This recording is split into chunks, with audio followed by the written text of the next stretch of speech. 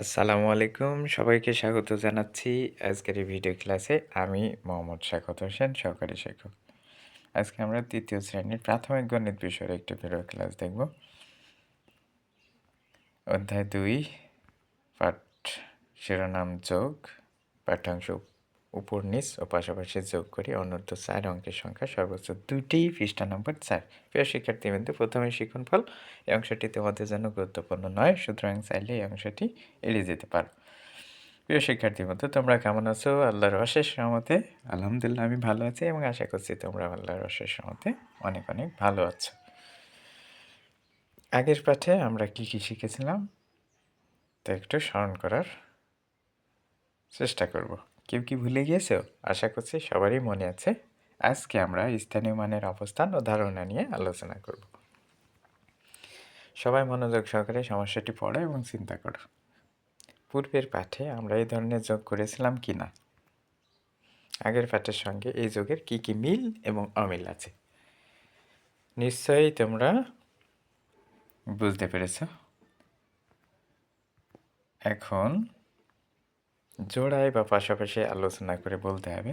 আগের পাঠে 4 অঙ্কের উপর নিচ পাশাপাশি খালি ঘরের সংখ্যা খুঁজে যোগ করা হয়েছিল, আর 4 অঙ্কের উপর নিচে যোগ দেখা যাচ্ছে। আশা করছি সবাই জোড়ায় আলোচনা করে সমস্যাটি সমাধানের উপায় বের করে সমস্যাটি সমাধান করতে পেরেছ। এখন চলো মিলিয়ে নিই।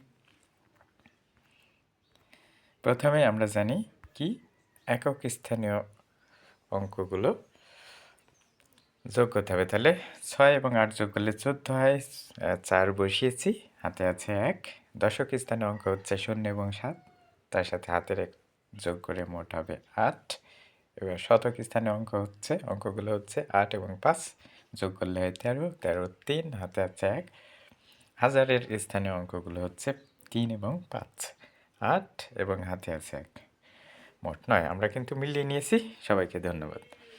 পাঠ্যপুস্তকের 24 নম্বর পৃষ্ঠাটি খুলে যোগের চিত্রটি ভালোভাবে দেখো এবং কীভাবে উক্ত সমস্যাটির যোগ করা হয়েছে তা দলে আলোচনা করে বলতে হবে। ভিন্ন যুক্তি থাকলে অবশ্যই তা যুক্তি সহকারে বলা যাবে। আমরা কিন্তু পাঠ্যপুস্তকের 24 নম্বর পৃষ্ঠার যোগের চিত্রটি দেখতে পাচ্ছি। বাম দিক থেকে যদি আমরা দেখি, প্রথমে একক স্থানীয় অঙ্ক 6 এবং 8 যোগ করে 14 হয়েছে। 14 4 বসিয়ে উপরে কিন্তু হাতের 1 রেখে দেওয়া হয়েছে দশকের ঘরের উপরে। তারপরে চিত্রটা যদি আমি দেখি, দশক স্থানীয় অঙ্কগুলো হচ্ছে 7 এবং 0, তার সাথে হাতের 1 যোগ করা হয়েছে করে 8 হয়েছে। এখানে হাতে কোনো সংখ্যা নেই। তারপরে শতক স্থানীয় অঙ্কগুলো হচ্ছে 8 এবং 5 যোগ করে 13 হয়েছে, 3 বসানো হয়েছে এবং হাতে 1 রেখে দিয়ে সেটা হাজার স্থানীয় অঙ্কগুলো আছে, ওই অঙ্কগুলোর উপরে লেখা হয়েছে। হাজার স্থানীয় অঙ্কগুলো হচ্ছে 3 এবং 5, তার সাথে হাতের 1 যোগ হয়ে হয়েছে 9। আশা করছি সবাই খুব সুন্দরভাবে বুঝতে পেরেছ। সবাইকে ধন্যবাদ। উপর নিচের যোগের সমস্যা দুটি নিয়ে জোড়া আলোচনা করো। আমরা এখানে দুটি যোগের উপর নিচের সমস্যা দেখতে পাচ্ছি। আমরা কিভাবে 1 নম্বর এই সমস্যার সমাধান করতে পারি? 1 নম্বর সমস্যার সাথে 3 নম্বর সমস্যার কি মিল বা অমিল রয়েছে আশা করছি সবাই বুঝতে পেরেছ। 4 অঙ্কের উপর নিচের যোগ কিভাবে করা হয়েছিল তা স্মরণ করো। এখানে 3 নম্বর যোগে দ্বিতীয় সংখ্যাটি 2 অঙ্কের।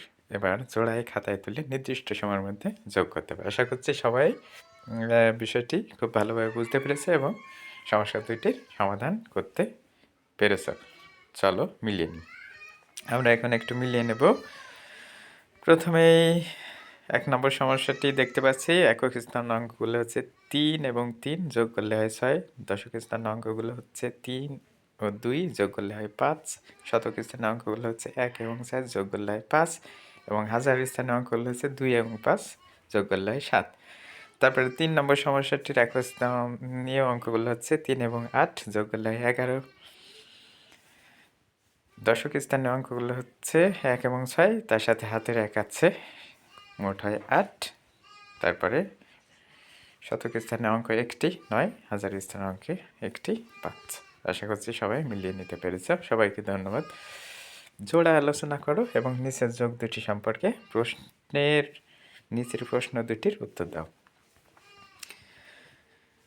1 নম্বর প্রশ্ন, আমরা কিভাবে এই সমস্যার সমাধান করতে পারি? 2 নম্বর সমস্যা, পূর্বের সমস্যার সাথে কী কী মিল এবং অমিল রয়েছে? আমরা কিন্তু নিশ্চয়ই এই প্রশ্ন দুটির উত্তর জানি, সবারই জানা।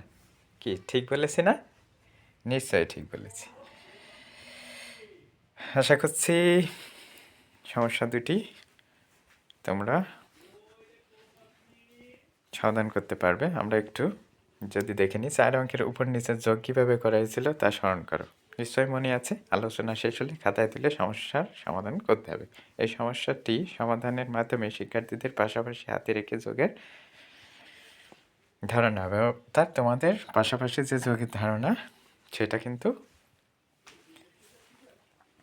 আরও মজবুত হবে, পাকাপোক্ত হবে। তো আশা করছি সবাই সমস্যা দুটির সমাধান করতে পেরেছ।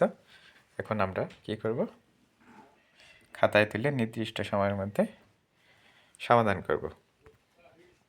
প্রথম সমস্যাটি সমাধান আমরা দেখলাম, তারপরে পরবর্তী সমস্যাটি সমাধান আমরা কি করলাম দেখলাম। এখন যদি আমি একটু দেখাতে চাই, এই যে এটা প্রথম সমস্যা ছিল আর এটা দ্বিতীয় সমস্যা ছিল। আশা করছি সবাই বুঝতে পেরেছে। এখন কে কে বোর্ডে এসে যোগের সমস্যা দুইটি সমাধান করতে পারবে? হাত ওঠা। এর মধ্যে থেকে 2 জন শিক্ষার্থীকে আমি বোর্ডে ডাকবো। সবাইকে অনেক অনেক ধন্যবাদ। আজকে আমরা উপর নিচ ও পাশাপাশি যোগ করি। অনূর্ধ্ব 4 অঙ্কের সংখ্যা সর্বোচ্চ 2টি যোগ শিখেছি। পরবর্তী পাঠে আরও বড় এবং মজার যোগ শিখব। ততক্ষণ আল্লাহ সবাইকে ভালো রাখুক, সুস্থ রাখুক, সুন্দর রাখুক। আল্লাহ হাফেজ।